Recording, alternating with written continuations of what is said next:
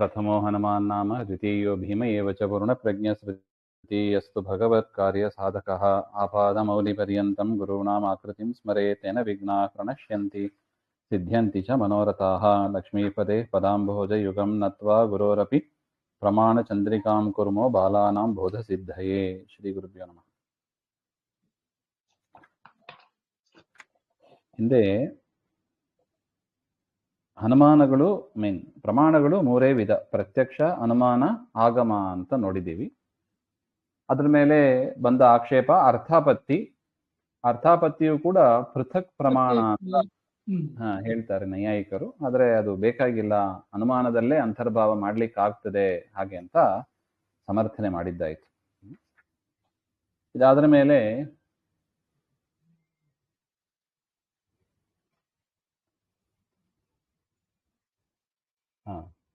ನಾನು ಉಪಮಾನಮಪಿ ಪೃಥಕ್ ಪ್ರಮಾಣಮಸ್ತಿ ಹಾಗೆ ಅಂತ ಇನ್ನೊಂದು ಆಕ್ಷೇಪ. ಉಪಮಾನ ಅಂತ, ಉಪಮಾನ ಅಂದ್ರೆ ಅದೇ ಎಕ್ಸಾಂಪಲ್ ಅಂತ ಏನು ಹೇಳ್ತೀವಿ, ಅದು ಕೂಡ ಬೇರೆ ಪೃಥಕ್ ಪ್ರಮಾಣವೇ ಆಗಿದೆ ಹಾಗೆ ಅಂತ. ಯಾಕೆ?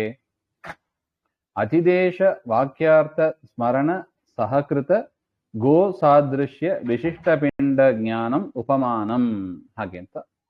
ಅಂದ್ರೆ ಒಬ್ಬ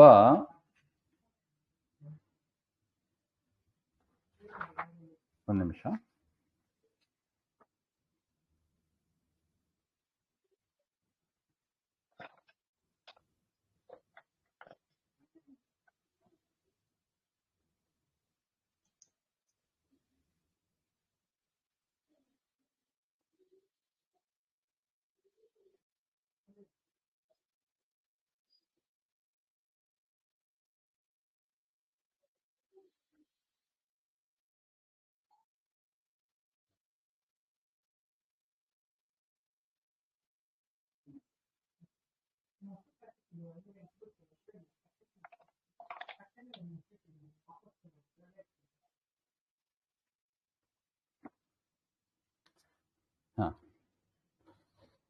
ಅತಿದೇಶ ಒಬ್ಬ ಒಂದು ಎತ್ತನ್ನು ನೋಡ್ತಾನೆ. ಒಂದು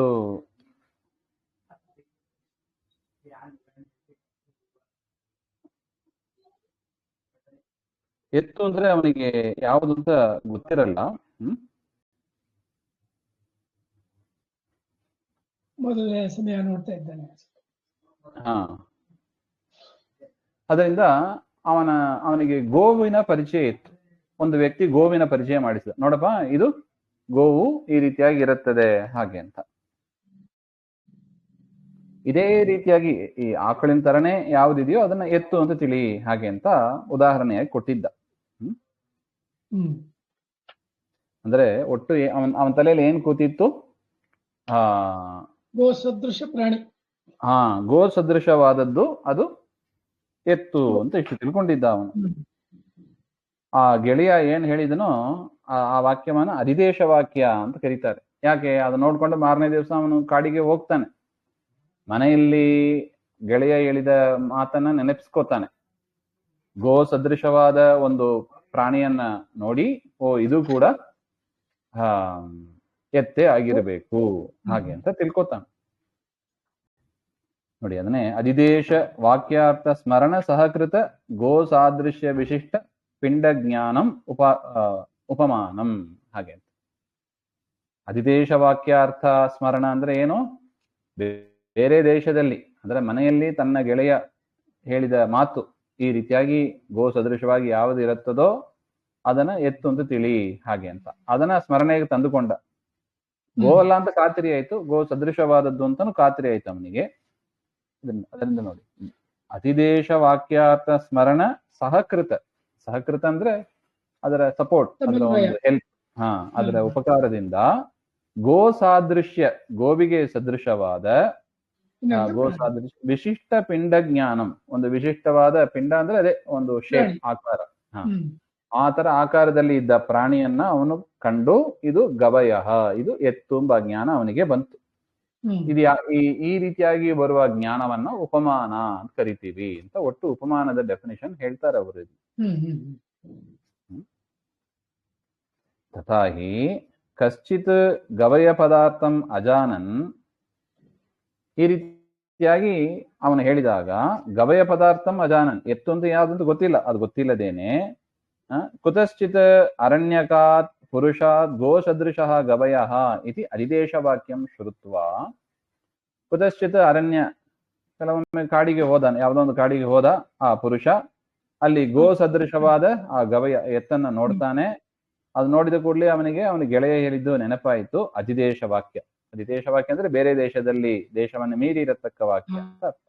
ಅವನು ಕಾಡಿನಲ್ಲಿ ಮನೆಯಲ್ಲಿ ಏನು ಹೇಳಿದಲ್ಲ ಅದು, ಆ ವಾಕ್ಯವನ್ನ ಶ್ರುತ್ವ ಸ್ಮರಿಸಿಕೊಂಡು ವನಂ ಗತಃ ತದ್ವಾಕ್ಯಾರ್ಥ ಸ್ಮರಣ್, ಕಾಡಿನಲ್ಲಿ ಆ ವಾಕ್ಯವನ್ನು ಸ್ಮರಿಸುತ್ತಾ ಗೋ ಸದೃಶ ವಿಶಿಷ್ಟ ಪಿಂಡಂ ಪಶ್ಯತಿ, ಗೋವಿಗೆ ಸದೃಶವಾದ ಆ ಒಂದು ಆ ಪ್ರಾಣಿಯನ್ನ ನೋಡ್ತಾನೆ ಅವನು, ಆ ಆಕಾರ ಇರತಕ್ಕ ಪ್ರಾಣಿಯನ್ನ ನೋಡ್ತಾನೆ. ತದಂತರಂ, ಆಮೇಲೆ ಅಯಂ ಗವಯ, ಅಯಂ ಗವಯ ಶಬ್ದ ವಾಚ್ಯ, ಇದು ಈ ಪ್ರಾಣಿ ಏನಿದೆ ಇದು ಗವಯ ಇದೆ, ಎತ್ತಾಗಿರ್ಬೇಕು ಹಾಗೆ ಅಂತ ಅವನಿಗೆ ಜ್ಞಾನ, ಪ್ರಮಿತಿ ಅಂದ್ರೆ ಜ್ಞಾನ, ಪ್ರಮಿತಿ ಉತ್ಪದ್ಯತೆ.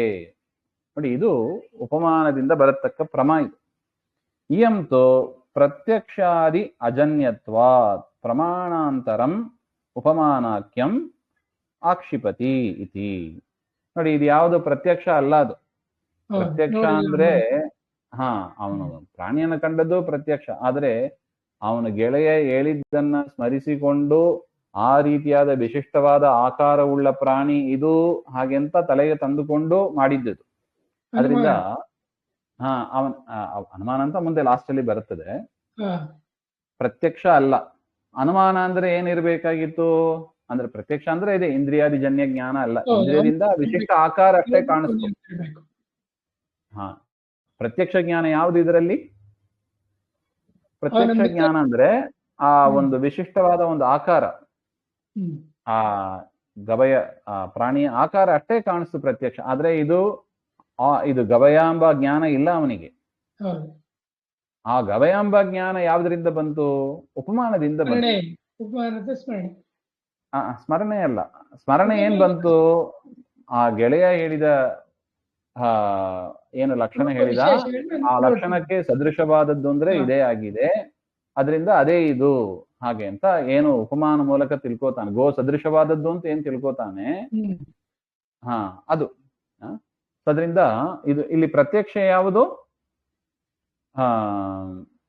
ಗೋವಿನ ಆ ಗವಯದ ರೂಪವನ್ನ ಕಂಡದ್ದಷ್ಟೇ. ಆದ್ರೆ ಅವನಿಗೆ ಇದು ಗವಯ ಅಂತ ನೋಡಿದ ಕೂಡಲೇ ಫ್ಲಾಶ್ ಆಗ್ಲಿಲ್ಲ, ಜಟಿತಿ ಫ್ಲಾಶ್ ಆಗ್ಲಿಲ್ಲ.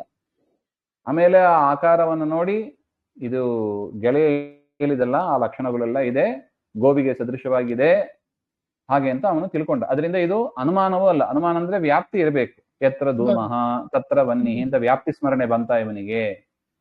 ಸ್ಮರಣೆ ಬಂದಿಲ್ಲ. ಅದರಿಂದ ಅನುಮಾನವೂ ಅಲ್ಲ ಮತ್ತು ಆಗಮವೂ ಅಲ್ಲ. ಯಾರು ವಾಕ್ಯ ಹೇಳಿಲ್ಲ, ನೋಡು ಇದೇ ಗವಯ ಹಾಗೆಂತ ಯಾರು ವಾಕ್ಯವನ್ನು ಹೇಳಿಲ್ಲ. ಅದರಿಂದ ಇದು ಪ್ರತ್ಯಕ್ಷದಿಂದ ಸಿದ್ಧವಾಗಲಿಲ್ಲ, ಅನುಮಾನದಿಂದಲೂ ಸಿದ್ಧವಾಗಲಿಲ್ಲ, ಆಗಮದಿಂದಲೂ ಸಿದ್ಧವಾಗಲಿಲ್ಲ. ಅದರಿಂದ ಉಪಮಾನ ಎನ್ನುವುದನ್ನ ನಾವು ಸೆಪರೇಟ್ ಆಗಿ ಬೇರೆ ಪ್ರಯತ್ನ ಅಂತ ಇಟ್ಕೋಬೇಕು ಹಾಗೆಂತ. ಸ್ಪಷ್ಟ ಆಯ್ತಾ? ಇದು ಪ್ರತ್ಯಕ್ಷ ಇಲ್ಲ, ಅನುಮಾನ ಇಲ್ಲ, ಆಗಮ ಇಲ್ಲ ಹಾಗೆಂತ ಕೂಡಲೇ ಅವನಿಗೆ ಆ ಗವಯದ ಜ್ಞಾನ ಹೇಗೆ ಬಂತು? ಉಪಮಾನದಿಂದ ಬಂತು. ಅದರಿಂದ ಉಪಮಾನವನ್ನ ಪ್ರತ್ಯೇಕವಾಗಿ ಪ್ರಮಾಣವಾಗಿ ನಾವು ಒಪ್ಪಬೇಕು ಅಂತ ತಾರ್ಕಿಕರು ಆ ರೀತಿಯಾಗಿ ತೀರ್ಮಾನ ಮಾಡಿದ್ದಾರೆ. ಅದರಿಂದ ನಮಗೆ ಇದು ಯಾಕೆ ಪ್ರತ್ಯಕ್ಷ ಅಲ್ಲ, ಅನುಮಾನ ಅಲ್ಲ, ಆಗಮ ಅಲ್ಲ ಅಂತ ಫಸ್ಟ್ ಮನವರಿಕೆ ಆಗಬೇಕು.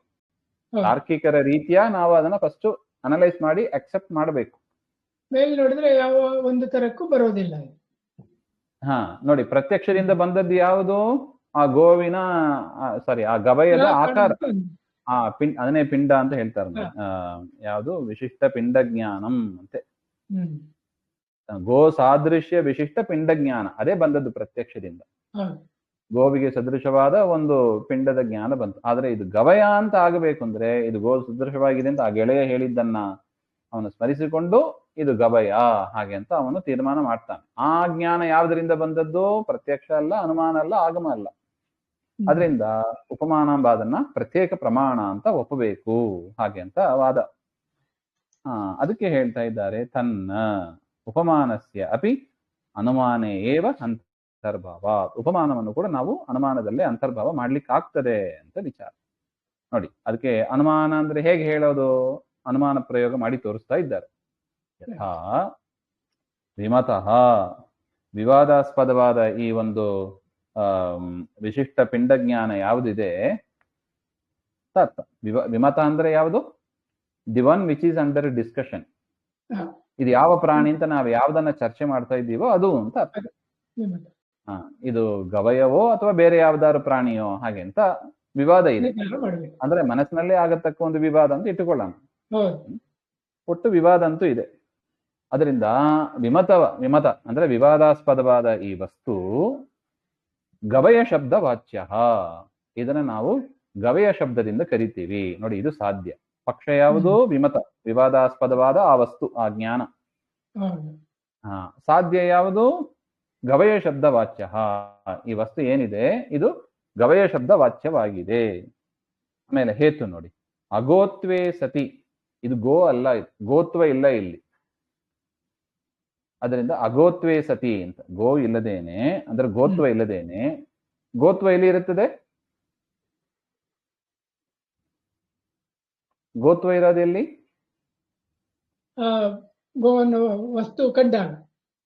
ಗೋವಿನಲ್ಲಿ ಮಾತ್ರ ಗೋತ್ವ ಇರೋದು. ಮನುಷ್ಯತ್ವ ಇರೋದು ಎಲ್ಲಿ? ಮನುಷ್ಯರಿದ್ದಾಗ ಮಾತ್ರ ಕಾಣಿಸ್ತದೆ. ಮನುಷ್ಯರಲ್ಲಿ ಮನುಷ್ಯತ್ವ ಇರೋದು ಎಲ್ಲಿ? ಮನುಷ್ಯರು.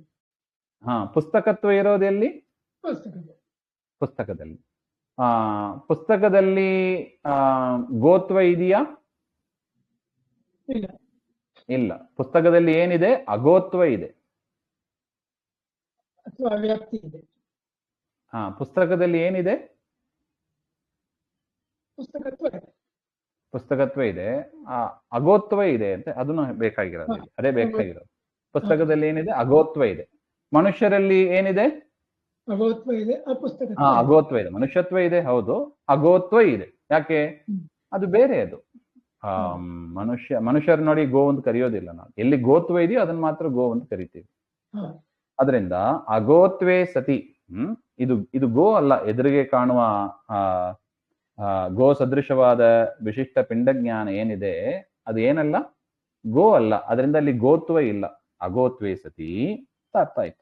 ಗೋ ಸದೃಶತ್ವಾತ್, ಗೋವಿಗೆ ಸದೃಶವಾಗಿದೆ, ಸಿಮಿಲರ್ ಟು ಗೋ. ಇದು ದೃಷ್ಟಾಂತದಿಂದ ಇದು ಹೇತು. ಅಗೋತ್ವೇ ಸತಿ ಗೋ ಸದೃಶತ್ವಾತ್. ಇದು ಗೋ ಅಲ್ಲ, ಗೋತ್ವ ಇಲ್ಲ ಇಲ್ಲಿ. ಅದರ ಗೋವಿಗೆ ಸದೃಶವಾಗಿದೆ. ನೋಡಿ, ಎರಡು ದಲಕೃತ್ಯ, ಎರಡು ದಲ ಇದೆ ಇಲ್ಲಿ. ಅಗೋತ್ವೇ ಸತಿ ಗೋ ಸದೃಶತ್ವಾತ್ ಅಂತ ಅಷ್ಟು ಹೇತು ಆಯ್ತು. ವ್ಯತಿರೇಕೇನ ಅಂದ್ರೆ ರಿವರ್ಸ್, ಘಟವತ್ ಹಾಗೆ.